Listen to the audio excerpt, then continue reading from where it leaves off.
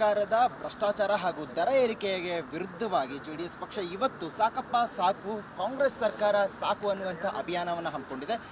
ಈಗ ಜೆಡಿಎಸ್ ಪಕ್ಷದ ಯುವ ಘಟಕದ ರಾಜ್ಯಾಧ್ಯಕ್ಷರಾಗಿರುವಂಥ ನಿಖಿಲ್ ಕುಮಾರಸ್ವಾಮಿ ಅವರು ವೇದಿಕೆ ಹತ್ತ ಬಂದು ತಯಾರಿ ಬಗೆಗೆ ಪರಿಶೀಲನೆಯನ್ನು ಮಾಡಿದ್ರು. ಅವ್ರನ್ನ ಮಾತನಾಡ್ಸೋಣ. ಇವತ್ತಿನ ಈ ಒಂದು ಅಭಿಯಾನದ ಬಗ್ಗೆ ಅವ್ರನ್ನ ಕೇಳೋಣ. ಸರ್, ಇವತ್ತಿನ ಕಾರ್ಯಕ್ರಮದ ಬಗ್ಗೆ ಹಾಗೆ ಏನೇನು ಇವತ್ತಿನ ತಯಾರಿ ಏನೇನು ನಡೆಯುತ್ತೆ ಅನ್ನೋದು. ಕಳೆದ 2 ವರ್ಷದಿಂದ ಈ ಕಾಂಗ್ರೆಸ್ನ ಪಕ್ಷ ಕರ್ನಾಟಕ ರಾಜ್ಯದಲ್ಲಿ ಆಡಳಿತಕ್ಕೆ ಬಂದಾಗಿಂದ ಇಲ್ಲಿವರೆಗೂ ಕಳೆದ 2 ವರ್ಷದಲ್ಲಿ ನಿರಂತರವಾಗಿ ಹಲವಾರು ರೀತಿಯಲ್ಲಿ ಹಂತವಾಗಿ ಜನಗಳ ಮೇಲೆ ತೆರಿಗೆ ಮೂಲಕ ಇವತ್ತೇನು ಪ್ರೈಸ್ ಹೈಕ್ಗಳನ್ನ ಮಾಡ್ಕೊಂಡಿದ್ದಾರೆ. ನಿರಂತರವಾಗಿ ಜನಗಳ ಜೇಬಿಗೆ ಕತ್ತರಿ ಆಗ್ತಕ್ಕಂಥ ಕೆಲಸ ಈ ಕಾಂಗ್ರೆಸ್ನ ಸರ್ಕಾರ ಮಾಡ್ತಾ ಇದೆ. ಇದು ಕೇವಲ ಬೆಲೆ ಏರಿಕೆಗೆ ಸಂಬಂಧಪಟ್ಟಿರ್ತಕ್ಕಂಥ ಪ್ರತಿಭಟನೆ ಆಗಲಿ ಅಭಿಯಾನ ಆಗಲಿ ನಾವು ಚಾಲನೆ ಕೊಟ್ಟಿರ್ತಕ್ಕಂಥದ್ದಲ್ಲ. ಸಾಕಪ್ಪ ಸಾಕು ಕಾಂಗ್ರೆಸ್ ಸರ್ಕಾರ ಸಾಕು ಅಂತಕ್ಕಂಥ ಭಾವನೆ ಇವತ್ತು ಪ್ರತಿಯೊಬ್ಬ ಕನ್ನಡಿಗ ಅವರ ಮನೆಯಲ್ಲಿ ಇವತ್ತು ಮಾತನಾಡ್ತಾ ಇದ್ದಾರೆ.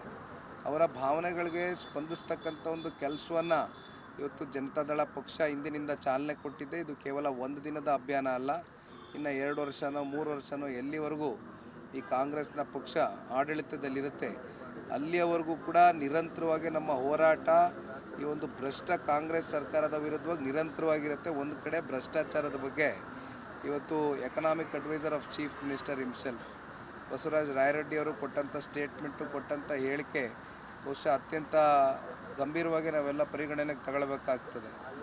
ಇವತ್ತು ಯಾವ ಪರಿಸ್ಥಿತಿಯಲ್ಲಿ ಇವತ್ತು ನಮ್ಮ ಸರ್ಕಾರ ಇದೆ ಅಂತಕ್ಕಂಥದ್ದನ್ನು ಅವರೇ ಖುದ್ದು ಹೇಳಿರ್ತಕ್ಕಂಥದ್ದು. ನಂಬರ್ 1 ಸ್ಥಾನ ಕೊಟ್ಟಿದ್ದಾರೆ ಇವತ್ತು ಭ್ರಷ್ಟಾಚಾರದಲ್ಲಿ. ಮತ್ತೊಂದು, ಈ ಬೆಲೆ ಏರಿಕೆಗೆ ಮುಖ್ಯ ಕಾರಣ ಗ್ಯಾರಂಟಿಯ ಒಂದು ಯೋಜನೆಗಳು, ಅದನ್ನು ಭರಿಸೋದಕ್ಕಾಗದೇ ಇದ್ದಿದ್ದಕ್ಕೆ ಅವರು ಬೆಲೆ ಏರಿಕೆ ಮಾಡ್ತಾ ಇದ್ದಾರೆ ಅನ್ನುವಂಥ ಆರೋಪ ಕೂಡ ಜನರು ಹೇಳ್ತಾರೆ. ಮತ್ತು ಒಂದು ಸರ್ಕಾರ ದುರಾಡಳಿತ ವ್ಯವಸ್ಥೆ ಆಗೋದಕ್ಕೆ ಕಾರಣ ಏನೇನು ಬೇಕು ಅಂದರೆ ಹನಿ ಟ್ರ್ಯಾಪ್ ಆಗಿರ್ಬೋದು, ಭ್ರಷ್ಟಾಚಾರ ಆಗಿರ್ಬೋದು, ಕಾಂಟ್ರಾಕ್ಟರ್ಗಳಿಗೆ ಬಿಲ್ ಪಾಸ್ ಮಾಡದೇ ಇರುವಂಥದ್ದಾಗಿರ್ಬೋದು. ಇದೆಲ್ಲದಕ್ಕೂ ಕೂಡ ಕಾಂಗ್ರೆಸ್ ಸರ್ಕಾರ ಈಗ ದುರಾಡಳಿತ ವ್ಯವಸ್ಥೆ ಕೈ ಎತ್ತಿ ಹಿಡಿದಿದೆ ಅನ್ನುವಂಥದ್ದು ಜನ ಆಕ್ರೋಶಗೊಂಡಿದ್ದಾರೆ. ಈ ಬಗ್ಗೆ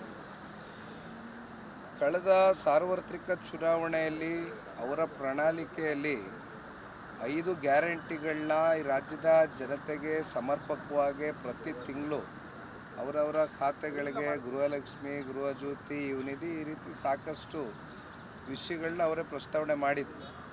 ಬಟ್ ಅಂತಿಮವಾಗಿ ಇವತ್ತು ಎಷ್ಟರ ಮಟ್ಟಕ್ಕೆ ಸಮರ್ಪಕವಾಗಿ ಈ ಗ್ಯಾರಂಟಿಗಳನ್ನ ಪ್ರತಿ ತಿಂಗಳು ಅವ್ರು ಕೊಟ್ಟಿರ್ತಕ್ಕಂಥ ಮಾತು ಜನ ಕೇಳಲಿಲ್ಲ, ಕೊಡಲಿಕ್ಕಾಗಿದೆಯಾ ಅಂತಕ್ಕಂಥ ಪ್ರಶ್ನೆ ಸಾಕಷ್ಟು ಉದ್ಭವ ಆಗಿದೆ. ಸಾಕಷ್ಟು ಬಾರಿ ನಾವು ಪ್ರಶ್ನೆ ಕೇಳಿದ್ದೇವೆ. ಆ ಪ್ರಶ್ನೆಗೆ ಇಲ್ಲಿವರೆಗೂ ಸರ್ಕಾರದ ಕಡೆಯಿಂದ ಯಾವುದೇ ಉತ್ತರ ಬಂದಿಲ್ಲ. ಒಂದು ಕಡೆ ತಾವೇ ಹೇಳ್ದಂಗೆ ಹತ್ತತ್ರ 33,000 ಕೋಟಿ ಇವತ್ತು ಬ್ಯಾಲೆನ್ಸ್ನ ಉಳಿಸ್ಕೊಂಡಿದ್ದಾರೆ. 33,000 ಕೋಟಿ, 1.5 ಲಕ್ಷ ಜನ ಕಾಂಟ್ರಾಕ್ಟರ್ಗಳು ನಮ್ಮ ರಾಜ್ಯದಲ್ಲಿದ್ದಾರೆ. ಅದರಲ್ಲಿ ಸಣ್ಣ ಕಾಂಟ್ರಾಕ್ಟ್ರು, ಮಧ್ಯಮದ ಕಾಂಟ್ರಾಕ್ಟ್ರು, 5 ರಿಂದ 50 ಲಕ್ಷ ರೂಪಾಯಿ ಕೆಲಸ ಮಾಡಿರ್ತಕ್ಕಂಥವ್ರು ಇವತ್ತು ಕೆಲಸ ಮಾಡಿದ್ದಾರೆ. LOCಗಳು ಬಿಡುಗಡೆ ಆಗಿಲ್ಲ. ಇವತ್ತು ಇದರ ಮಧ್ಯೆ ಇನ್ನೊಂದು ಇತ್ತೀಚೆಗೆ ನೀವು ಮಾಧ್ಯಮದಲ್ಲಿ ಬಂದಂಥ ವಿಚಾರ, ಈಗ ಕಾಂಟ್ರಾಕ್ಟ್ ವಿಚಾರವಾಗಿ ಸಚಿವರ ಕುಟುಂಬಸ್ಥರುಗಳು ಇನ್ವಾಲ್ವ್ಮೆಂಟ್ ಆಗಿ ಕಮಿಷನ್ ಏಜೆಂಟ್ಗಳಾಗಿ ವರ್ತನೆ ಮಾಡ್ತಾ ಇರ್ತಕ್ಕಂಥದ್ದು ಇವೆಲ್ಲ ನೋಡ್ತಾ ಇದ್ದೇವೆ ಪ್ರತಿನಿತ್ಯ. ಕೇವಲ ಇದು ಬೆಲೆ ಏರಿಕೆಗೆ ಸೀಮಿತ ಅಲ್ಲ, ನಾನು ಅದಕ್ಕೆ ಹೇಳ್ತಾ ಇರೋದು. ಇವತ್ತಿನ ಈ ಒಂದು ಹೋರಾಟ, ಇವತ್ತಿನ ಈ ಒಂದು ಅಭಿಯಾನ ಏನು ಚಾಲನೆ ಕೊಟ್ಟಿದ್ದೇವೆ, ಇದು ನಿರಂತರವಾಗಿ ಜಾರಿಯಲ್ಲಿಡ್ತೇವೆ. ಹೆಜ್ಜೆಲ್ಲೂ ಇವತ್ತು ಸರ್ಕಾರ ಎಡುತ್ತಾ ಇದೆ. ಸರ್ಕಾರ ಎಡವಬೇಕಾದ್ರೆ ಸರ್ಕಾರಕ್ಕೆ ಎಚ್ಚರಿಕೆ ಕೊಡ್ತಕ್ಕಂಥದ್ದು ಒಂದು ವಿರೋಧ ಪಕ್ಷವಾಗಿರ್ತಕ್ಕಂಥ ಜನತಾದಳ ಪಕ್ಷದ ಕರ್ತವ್ಯನೂ ಇದೆ, ಜವಾಬ್ದಾರಿನೂ ಇದೆ. ಆ ಜವಾಬ್ದಾರಿನ ನಾವು ನಿರ್ವಹಿಸ್ತಾ ಇದ್ದೇವೆ.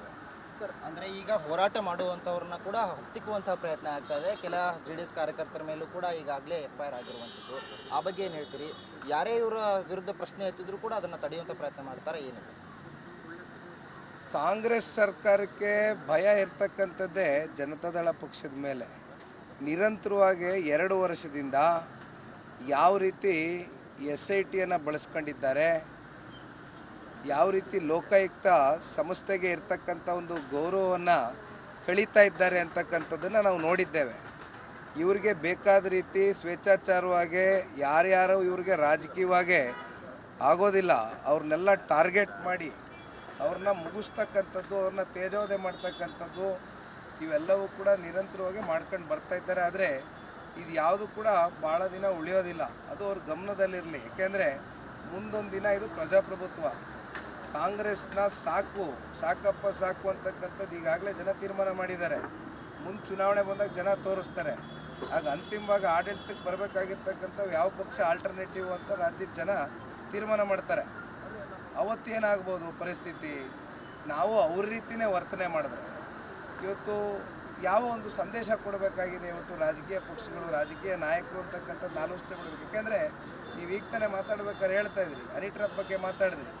ಈಗ ಹೇಗಾಗಿದೆ ಪರಿಸ್ಥಿತಿ ಅಂದರೆ, ಈಗ ಸರ್ಕಾರದಲ್ಲಿರ್ತಕ್ಕಂಥ ಸಚಿವರಿಗೆ ಹನಿ ಟ್ರ್ಯಾಪು, ಇನ್ನು ಕೇಂದ್ರದವ್ರಿಗೆ ಮನಿ ಟ್ರ್ಯಾಪು, ಇಲ್ಲಿ ನಮ್ಮ ಜನಗಳಿಗೆ ತೆರಿಗೆ ಟ್ರ್ಯಾಪು, ಕಾಂಟ್ರಾಕ್ಟರ್ಸ್ಗೆ ಕಮಿಷನ್ ಟ್ರ್ಯಾಪು. ಕಂಪ್ಲೀಟ್ಲಿ ಟ್ರ್ಯಾಪ್ ಸರ್ಕಾರ ಅಷ್ಟೇ ಇದು. ಇನ್ನೇನು ಉಳಿದಿಲ್ಲ. ಆಡಳಿತ ಅಂತಕ್ಕಂಥದ್ದು ಬಹುಶಃ ಈ ಮಟ್ಟಕ್ಕೆ ಶೂನ್ಯ ಆಗಿರ್ತಕ್ಕಂಥದ್ದು ಹಿಂದೆ ಸಾಕಷ್ಟು ಸರ್ಕಾರಗಳ ಆಳ್ವಿಕೆ ಮಾಡಿದೆ ನಮ್ಮ ರಾಜ್ಯವನ್ನು. ಭಾಳ ಜನ ರಾಜಕೀಯ ನಾಯಕರು ಆಡಳಿತ ಮಾಡಿದ್ದಾರೆ. ವಿಧಾನಸೌಧ ಅಂತಕ್ಕಂಥ ದೇವಾಲಯ ಇದೆ. ಇವತ್ತು ಚರ್ಚೆಗಳೇನಾಗಬೇಕಾಗಿದೆ, ಈ ರಾಜ್ಯದ ಅಭಿವೃದ್ಧಿ ಬಗ್ಗೆ ಚರ್ಚೆ ಮಾಡ್ತೀರಾ, ಈ ರಾಜ್ಯದ ಜನತೆಯ ಒಂದು ಏಳಿಗೆ ಬಗ್ಗೆ ಚರ್ಚೆ ಮಾಡ್ತೀರಾ, ಅಥವಾ ಹನಿ ಟ್ರ್ಯಾಪ್ ಬಗ್ಗೆ ಚರ್ಚೆ ಮಾಡ್ತೀರಾ? ನಮ್ಮಂಥ ಯುವಜನಪ್ರತಿನಿಧಿಗಳು ಬಯಸ್ತಕ್ಕಂಥದ್ದು ವಿಷಯಾಧಾರಿತವಾದಂಥ ಚರ್ಚೆ. ಈ ರೀತಿ ಹನಿ ಟ್ರ್ಯಾಪ್ ಬಗ್ಗೆ ಮಾತನಾಡ್ತಕ್ಕಂಥದ್ದು ಸದನದ ಒಳಗಡೆ ನಾವೆಲ್ಲ ದೇವಸ್ಥಾನ ಅಂತ ಭಾವಿಸಿದ್ದೀವಿ. ನಮ್ಮಂಥ ಯುವಕರಿಗೇನು ಸಂದೇಶ ಕೊಡ್ತೀರಿ? ಮುಂಬರ್ತಕ್ಕಂಥ ಯುವಕರಿಗೇನು ಸಂದೇಶ ಕೊಡ್ತೀರಿ? ಇದು ಪ್ರಶ್ನೆ. Thank you. ಇದಿಷ್ಟು ನಿಖಿಲ್ ಕುಮಾರಸ್ವಾಮಿ ಅವರ ಮಾತುಗಳು. ಈ ಅಭಿಯಾನದ ಬಗ್ಗೆ ಅಂದರೆ ಕಾಂಗ್ರೆಸ್ ಸರ್ಕಾರದ ವಿರುದ್ಧವಾಗಿ ಸಾಕಪ್ಪ ಸಾಕು ಅನ್ನೋ ಅಭಿಯಾನದ ಬಗ್ಗೆ ಅವರು ಸಂಪೂರ್ಣವಾಗಿ ತಿಳಿಸಿದರು. ಒಂದು ಸರ್ಕಾರದ ದುರಾಡಳಿತ ಯಾವ ಮಟ್ಟಕ್ಕೆ ಇರುತ್ತೆ ಅನ್ನುವಂಥದ್ದನ್ನು ಸಂಪೂರ್ಣವಾಗಿ ತಿಳಿಸಿಕೊಟ್ಟಿದ್ರು. ಸದ್ಯ ಇವತ್ತಿನ ಪ್ರತಿಭಟನೆ ಯಾವ ರೀತಿ ನಡೆಯುತ್ತೆ ಅಂತ ಅನ್ನೋದನ್ನು ಕಾಯ್ದುಕೊಳ್ಳಬೇಕಾಗಿದೆ. ಕ್ಯಾಮ್ರಾ ಪರ್ಸನ್ ದೀಪಕ್ ಜೊತೆ ಯಾರು? ಸರ್ಕಾರ ಎಡವಬೇಕಾದ್ರೆ ಸರ್ಕಾರಕ್ಕೆ ಎಚ್ಚರಿಕೆ ಕೊಡ್ತಕ್ಕಂಥದ್ದು ಒಂದು ವಿರೋಧ ಪಕ್ಷವಾಗಿರ್ತಕ್ಕಂಥ ಜನತಾದಳ ಪಕ್ಷದ ಕರ್ತವ್ಯನೂ ಇದೆ, ಜವಾಬ್ದಾರಿನೂ ಇದೆ. ಆ ಜವಾಬ್ದಾರಿನ ನಾವು ನಿರ್ವಹಿಸ್ತಾ ಇದ್ದೇವೆ. ಸರ್, ಅಂದರೆ ಈಗ ಹೋರಾಟ ಮಾಡುವಂಥವ್ರನ್ನ ಕೂಡ ಹತ್ತಿಕ್ಕುವಂಥ ಪ್ರಯತ್ನ ಆಗ್ತಾ ಇದೆ. ಕೆಲ JDS ಕಾರ್ಯಕರ್ತರ ಮೇಲೂ ಕೂಡ ಈಗಾಗಲೇ FIR ಆಗಿರುವಂಥದ್ದು. ಆ ಬಗ್ಗೆ ಏನು ಹೇಳ್ತೀರಿ? ಯಾರೇ ಇವರ ವಿರುದ್ಧ ಪ್ರಶ್ನೆ ಎತ್ತಿದ್ರು ಕೂಡ ಅದನ್ನು ತಡೆಯುವಂಥ ಪ್ರಯತ್ನ ಮಾಡ್ತಾರೆ, ಏನಿದೆ? ಕಾಂಗ್ರೆಸ್ ಸರ್ಕಾರಕ್ಕೆ ಭಯ ಇರ್ತಕ್ಕಂಥದ್ದೇ ಜನತಾದಳ ಪಕ್ಷದ ಮೇಲೆ. ನಿರಂತರವಾಗಿ 2 ವರ್ಷದಿಂದ ಯಾವ ರೀತಿ SITಯನ್ನು ಬಳಸ್ಕೊಂಡಿದ್ದಾರೆ, ಯಾವ ರೀತಿ ಲೋಕಾಯುಕ್ತ ಸಂಸ್ಥೆಗೆ ಇರ್ತಕ್ಕಂಥ ಒಂದು ಗೌರವವನ್ನು ಕಳೀತಾ ಇದ್ದಾರೆ ಅಂತಕ್ಕಂಥದ್ದನ್ನು ನಾವು ನೋಡಿದ್ದೇವೆ. ಇವರಿಗೆ ಬೇಕಾದ ರೀತಿ ಸ್ವೇಚ್ಛಾಚಾರವಾಗಿ ಯಾರ್ಯಾರೋ ಇವ್ರಿಗೆ ರಾಜಕೀಯವಾಗಿ ಆಗೋದಿಲ್ಲ, ಅವ್ರನ್ನೆಲ್ಲ ಟಾರ್ಗೆಟ್ ಮಾಡಿ ಅವ್ರನ್ನ ಮುಗಿಸ್ತಕ್ಕಂಥದ್ದು, ಅವ್ರನ್ನ ತೇಜೋವಧೆ ಮಾಡ್ತಕ್ಕಂಥದ್ದು, ಇವೆಲ್ಲವೂ ಕೂಡ ನಿರಂತರವಾಗಿ ಮಾಡ್ಕೊಂಡು ಬರ್ತಾ ಇದ್ದಾರೆ. ಆದರೆ ಇದು ಯಾವುದು ಕೂಡ ಭಾಳ ದಿನ ಉಳಿಯೋದಿಲ್ಲ. ಅದು ಅವ್ರ ಗಮನದಲ್ಲಿರಲಿ. ಯಾಕೆಂದರೆ ಮುಂದೊಂದು ದಿನ ಇದು ಪ್ರಜಾಪ್ರಭುತ್ವ.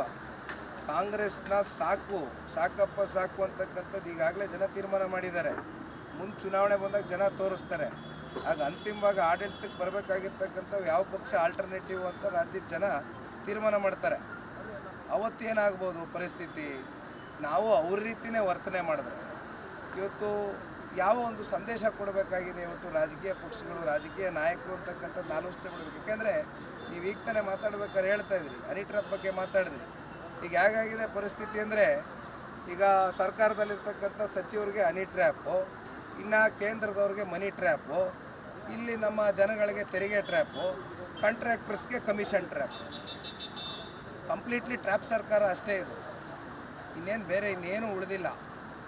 ಆಡಳಿತ ಅಂತಕ್ಕಂಥದ್ದು ಬಹುಶಃ ಈ ಮಟ್ಟಕ್ಕೆ ಶೂನ್ಯ ಆಗಿರ್ತಕ್ಕಂಥದ್ದು ಹಿಂದೆ ಸಾಕಷ್ಟು ಸರ್ಕಾರಗಳ ಆಳ್ವಿಕೆ ಮಾಡಿದೆ ನಮ್ಮ ರಾಜ್ಯವನ್ನು. ಭಾಳ ಜನ ರಾಜಕೀಯ ನಾಯಕರು ಆಡಳಿತ ಮಾಡಿದ್ದಾರೆ. ವಿಧಾನಸೌಧ ಅಂತಕ್ಕಂಥ ದೇವಾಲಯ ಇದೆ.